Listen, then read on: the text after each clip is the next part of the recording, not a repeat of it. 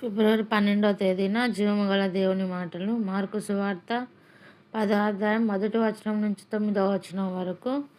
ఆయన అక్కడ నుండి లేచి యూదయ ప్రాంతములకును యోర్దాను అద్దరికిని వచ్చెను. జనసమూహములు తిరిగి ఆయన యొద్దకు కూడి వచ్చిరి. ఆయన తన వాడుక చొప్పున వారికి మరలా బోధించుచుండెను. పరిసయ్యులు ఆయన యొద్దకు వచ్చి ఆయనను శోధించుటకై, పురుషుడు తన భార్యను విడనాడుట న్యాయమా అని ఆయనను అడిగిరి.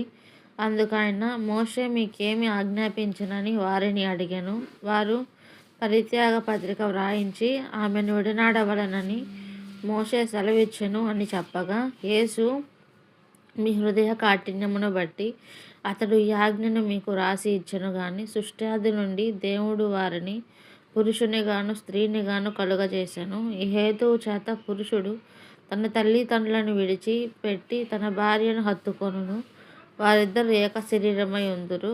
కనుక వారు ఇక ఇద్దరుగా ఉండక ఏక శరీరముగా ఉందురు. కాబట్టి దేవుడు జతపరిచిన వారిని మనుషుడు వేరుపరచకూడదు అని వారితో చెప్పెను. ఆమెన్.